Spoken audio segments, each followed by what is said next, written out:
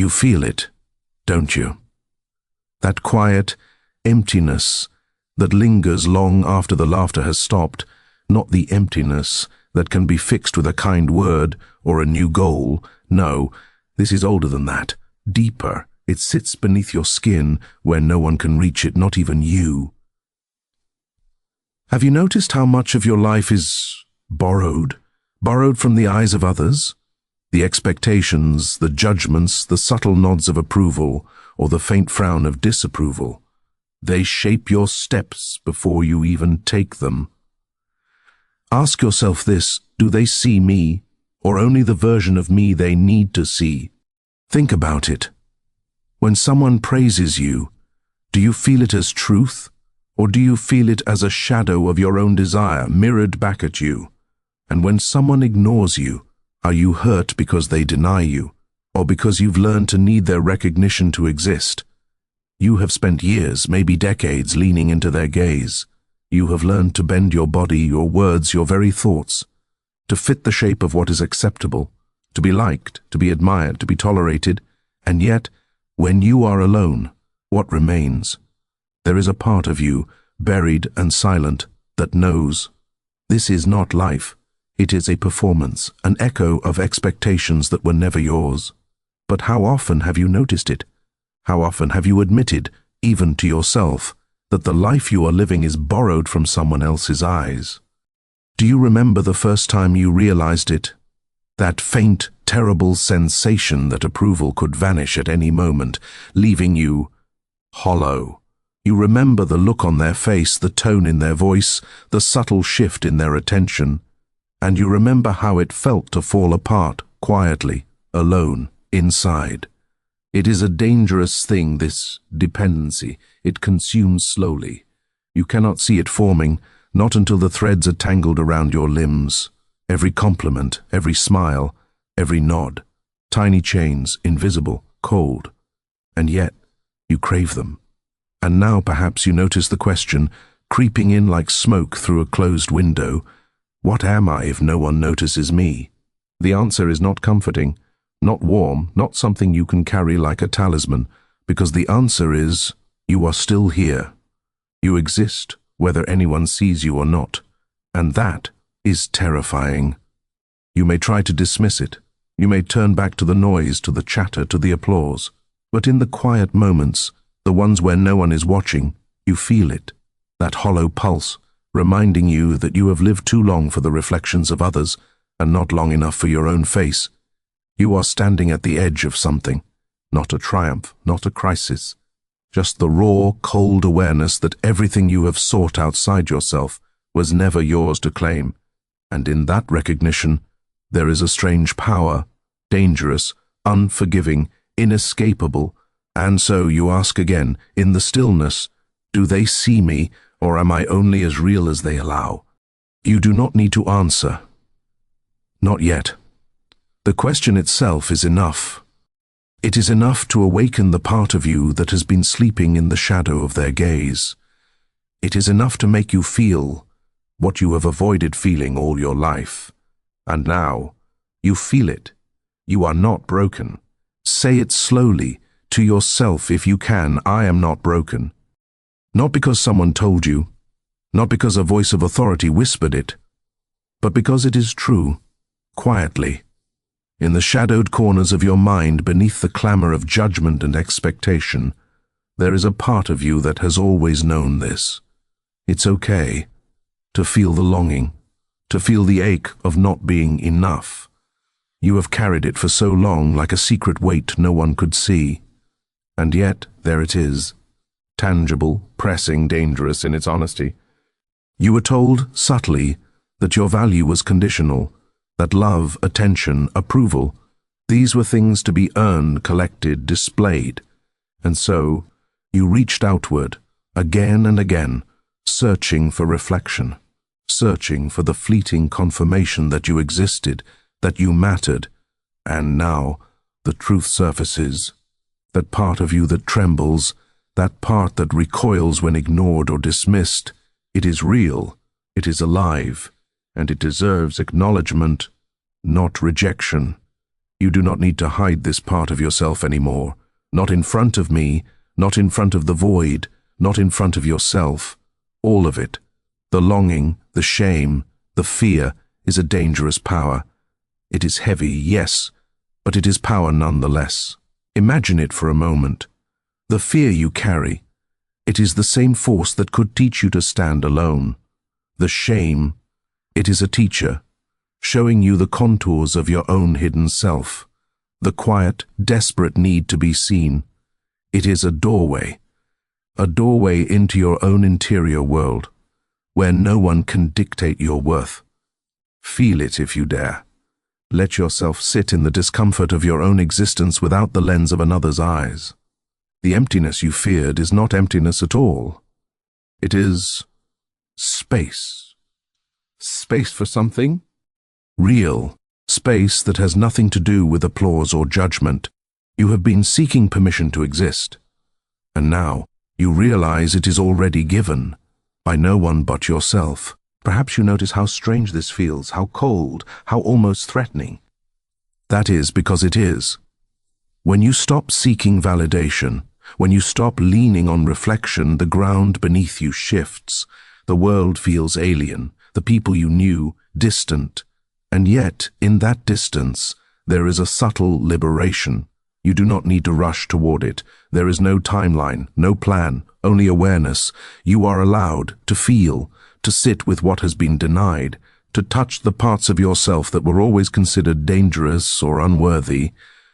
You may have spent years believing that needing someone's recognition was a flaw, that desiring approval made you small. And yet, you are here. You are alive. You are capable of seeing your own pain and still not turning away. That is your strength, not the strength of performing, not the strength of being admired, but the quiet, dangerous strength of acknowledgement, of seeing yourself fully and letting yourself feel it without flinching. You are not broken. You are raw. You are vulnerable. You are powerful in ways the world will never recognize. And that is enough. Breathe. Sit with it. Let the discomfort settle. Let it remind you that all of this, the ache, the longing, the fear, is part of what it means to exist. And in that existence, you are already whole. You feel it, don't you? That quiet war inside yourself. Not a war with others. Not yet. This is a war with yourself. With the part of you that bends, that compromises, that pleads for approval. And wit. H, the part of you that notices it and recoils in quiet horror. You carry two selves. The one the world sees. The one that is only visible in the darkness, in the empty room, in the moments when no one is watching. Every choice you make, every word you speak, every thought you entertain, is tugged, pulled, tested against the invisible expectation of someone else. And yet inside a small, stubborn part of you whispers, "This is not mine.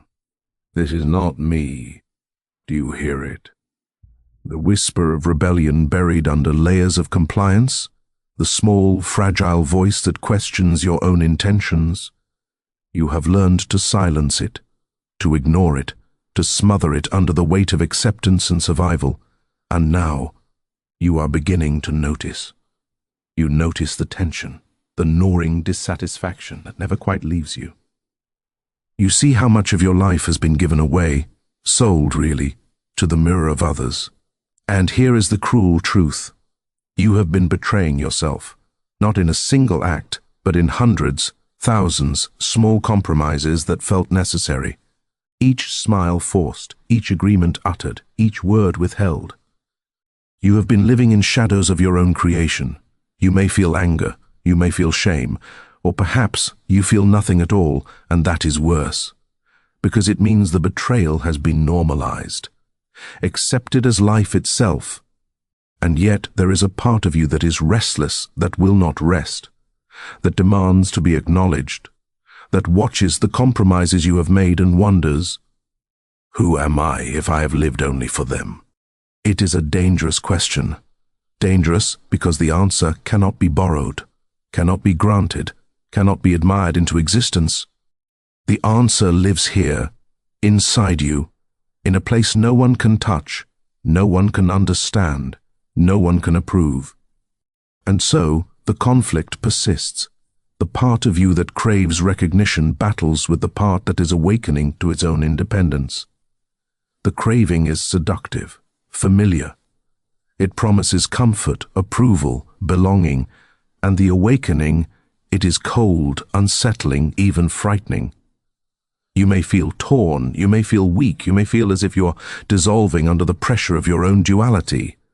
That is the point, for it is only in this tension, in this quiet struggle, that you begin to glimpse the shadow you have been avoiding, the shadow that has been hiding behind your need to be seen, the shadow that carries the truth that you are whole, not because anyone approves, but despite their gaze, and yet you hesitate. Because letting go of their reflection is terrifying. It is like stepping into a void that has no landmarks. The world may not recognize you. Friends may falter. People you have loved may not see you the same way. And still, you are drawn to the possibility that your life might not need their permission to be real, that the part of you that has been quiet, patient, hidden, might finally speak. Not in words the world demands, but in the subtle language of your own awareness. This is the conflict. Not dramatic, not loud, not a battle with anyone else, just the slow, quiet disintegration of dependence, the subtle horror and fascination of realizing you have been seeking outside validation for something that could only exist inside. And now you feel it, that tension between fear and recognition, between loss and discovery, between the part that wants their approval, and the part that has begun to trust itself. Notice it. Sit with it. Let it burn quietly in your chest. Do not rush to resolve it. There is no resolution here, only awareness. Only the slow, dangerous acknowledgement that your life finally might be your own. There is a part of you that you have never truly seen, not the face you show the world, not the one shaped to please, to charm, to avoid conflict, but the one that waits in darkness, silent, patient, unflinching. This is your shadow, not a monster, not a villain, but a truth you have denied, a force that has been present since the earliest moments you learned to hide your instincts, your desires, your fear, your anger. It has been there, always, watching, waiting, holding the pieces of yourself that were deemed unacceptable, unworthy, unlovable. And now, it rises quietly, demanding your attention. You may try to resist, to convince yourself that it is easier not to look. But shadows do not disappear. They only grow heavier, more insistent. And the longer you ignore it, the louder it whispers, "This is who you are. This is what you have denied." Look closely. Feel it. The anger you have suppressed, the fear you have buried, the envy, the desire, the shame, all of it is here in this silent presence. And it is not something to discard, it is something to acknowledge. Your shadow carries power, dangerous power, power that has been locked away behind years of compliance, approval-seeking, and quiet surrender. It is not a gentle force, it is not comforting, it does not apologize, it asks nothing but awareness. Do you feel it? That strange pull in your chest, in your gut, the part of why? Oh, that stiffens when you admit the truth, that much of your life has been borrowed, stolen almost from the gaze of others. The shadow is not cruel, it is honest, brutally honest. It shows you the ways you have been small, the ways you have bent, the ways you have surrendered, your own instincts for comfort or safety, and in that reflection you may feel fear, disgust, regret, and yet, this is the path to clarity, because in acknowledging the shadow, you recognize what has been hidden. You see the dangerous beauty of your own interior, the power that is yours but that you have never claimed, the part of you that does not need applause, attention, or permission to exist. It is a quiet awakening, not the loud triumph of achievement, not the validation of others, but a cold, unsettling recognition You have been whole all along, even in your denial, even in your weakness. And now, finally, you are beginning to meet yourself. You may feel strange, uncomfortable. The shadow is not soft, it does not comfort, it forces you to see your own contradictions, your own instincts, the parts of yourself you have long called shameful or dangerous. And that is terrifying, but it is necessary, because the shadow contains what you have been avoiding, the raw authority of your own being, the awareness that you are not defined by the approval or reflection of others. That part of you, silent, dangerous, unclaimed, is waiting, and now it has your attention. Do not fear it. Do not flee from it. Do not try to rationalize it away. The shadow is not a problem to solve. It is a mirror. It shows you where you have been blind. It shows you where you have given yourself away. And if you are re-willing, it shows you where power has always been. The shadow asks for nothing but your presence, your awareness, your honesty. And when you finally meet it, fully, without flinching, you realize something subtle, cold and transformative. The part of you that you feared is exactly the part that can never be taken from you. It exists beyond their gaze, beyond judgment, beyond approval. It exists because you exist. And in that realization, there is a dangerous, quiet strength, a power that is yours alone. Now, you are awake in a new way, not loud, not triumphant, not validated, just awake, watching yourself, feeling yourself, recognizing the depth of what has been inside you all along. And that is enough. You notice it now, the space that has opened inside you, quiet, cold, and strangely still. It is not relief. It is not happiness, it is absence. Absence of the need to be seen, to be validated, to be approved. You have been untangling yourself from threads you barely realized were tied around your limbs. Threads spun by expectation, by judgment, by the quiet insistence of the world that you must fit, must perform, must exist in reflection. And now, those threads loosen, one by one, slowly. You do not notice it at first.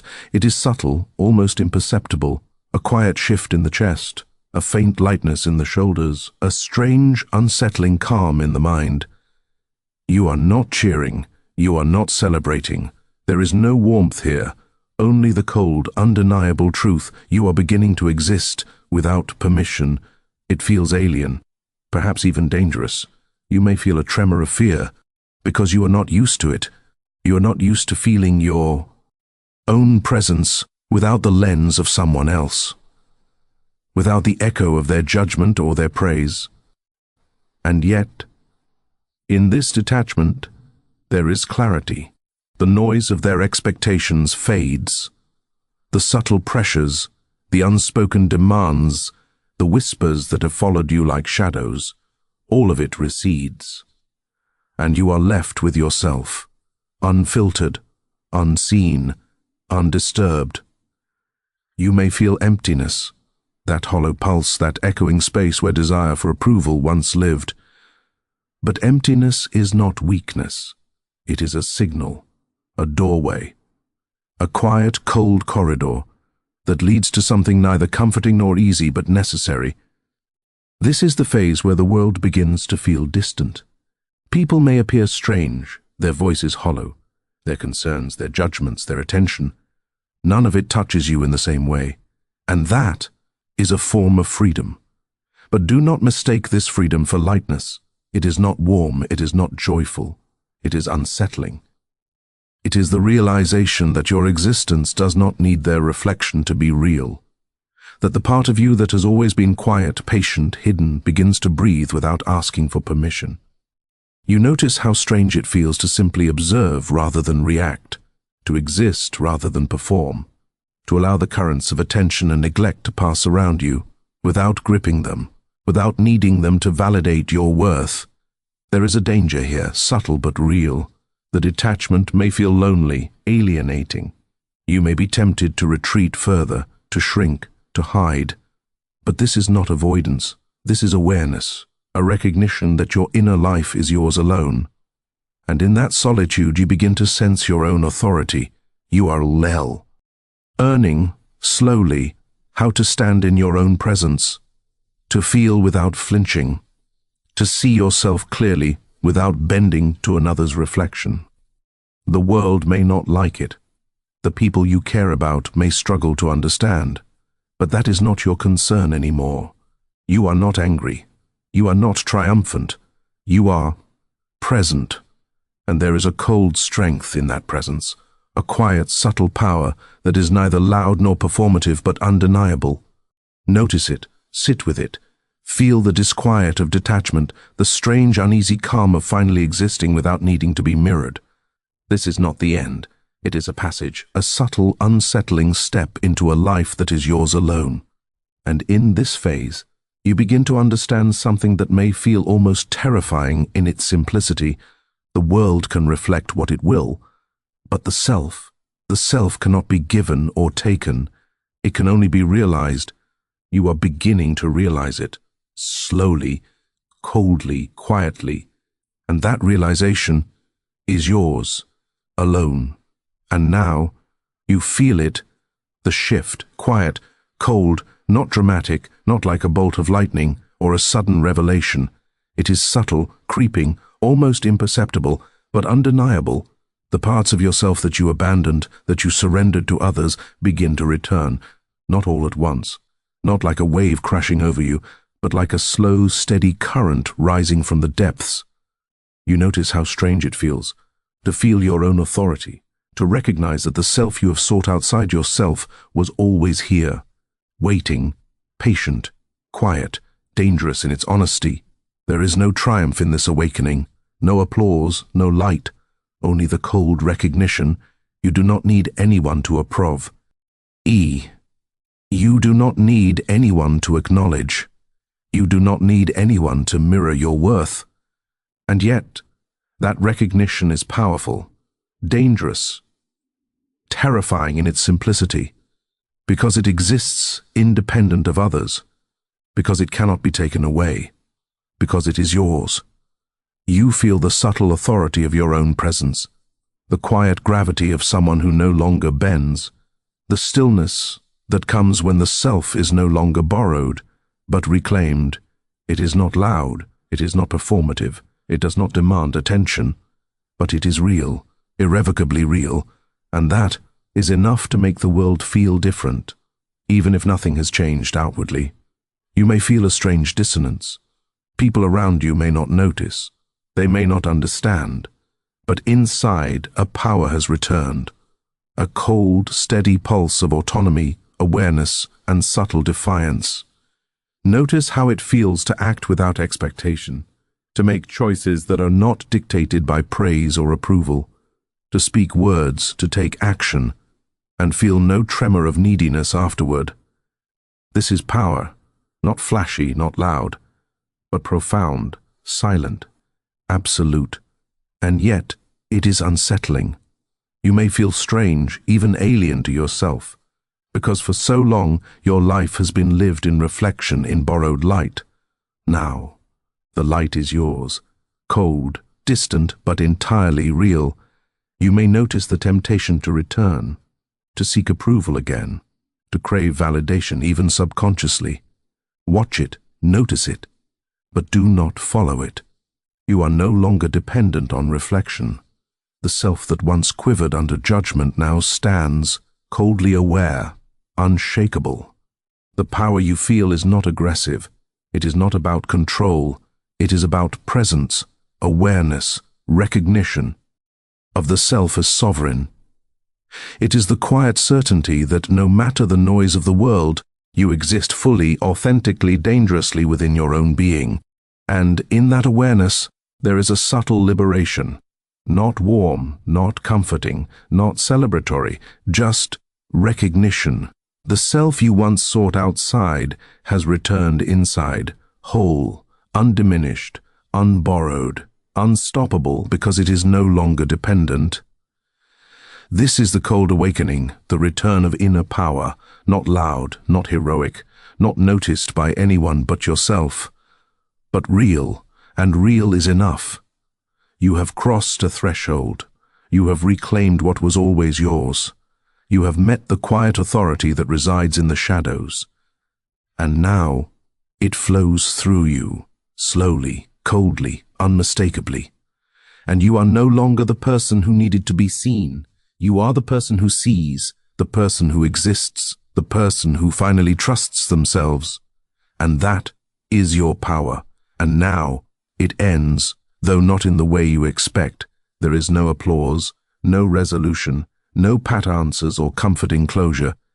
Just the quiet, and you. You may notice the world feels different, though nothing has changed. People may look the same. Conversations may continue. The days pass, and yet you have shifted. Not visibly, not loudly, but quietly, irreversibly. You have met the shadow. You have acknowledged the ache of dependence. You have felt the collapse, the detachment, the cold return of your own power. And now, you are left with a strange awareness. It is unsettling because it is absolute. You exist outside reflection, beyond applause, beyond judgment, beyond the fleeting echoes of other people's eyes. And that is lonely in a subtle, undeniable way, not despairing, not triumphant, just singular, real, dangerous in its quietness. You may feel discomfort, and you should. Discomfort is the measure of awareness. It tells you that you have moved beyond illusion, that you have seen yourself without filters, without permission, without apology. You notice how strange it feels to hold this space, to act without needing validation, to breathe without seeking recognition, to exist in your own presence, and yet to feel the world's gaze still brushing against you, irrelevant but persistent. It is a subtle horror, this calm, not terrifying in a storybook sense, not violent, but in the quiet recognition that the world may never reflect you again fully, and that is exactly the point. You are free, not free in warmth, not free in comfort, but free in truth, free in a way that is cold, that is steady, that cannot be undone. The self you have reclaimed exists without compromise, and the world will notice it only when it must, or it may never notice it at all, and yet you do not need them to. You are no longer dependent, not on attention, not on approval, not on reflection. You have moved beyond the quiet tyranny of borrowed validation, and that is terrifying, even as it is inevitable. You may feel subtle dissonance. The past may call you softly, gently, urging you back to familiar patterns, to borrowed worth, to the comfort of recognition. Listen if you must, observe, but do not follow. The path you now walk is yours alone, and it is not soft, it is not gentle, it is coldly real. The awareness you carry is dangerous in its subtlety. It will change the way you perceive yourself, the world, and everyone around you. You may never return to the old rhythms of seeking. You may never look outward the same way again. And that is unsettling. You are awake, not triumphantly, not dramatically, not loudly, but in the way that matters, in the way that endures, in the quiet, irreducible presence of someone who finally trusts themselves, without compromise, without apology, without expectation. And in that trust, you may feel a strange calm, not comforting, not joyous, but steady, dark perhaps, unnerving but real. And sometimes that is all that matters. So you sit with it, the awareness, the quiet authority, the absence of external validation, the strange cold power that belongs only to you, and in the stillness you feel it, the subtle, unsettling truth. You exist, not as a reflection, not as a mirror of anyone else, not as a performance. You exist, fully, quietly, dangerously. And that is enough. The world continues, people continue, time continues. But you have returned to yourself, and nothing, no approval, no gaze, no recognition can ever take that away. And that is the final truth.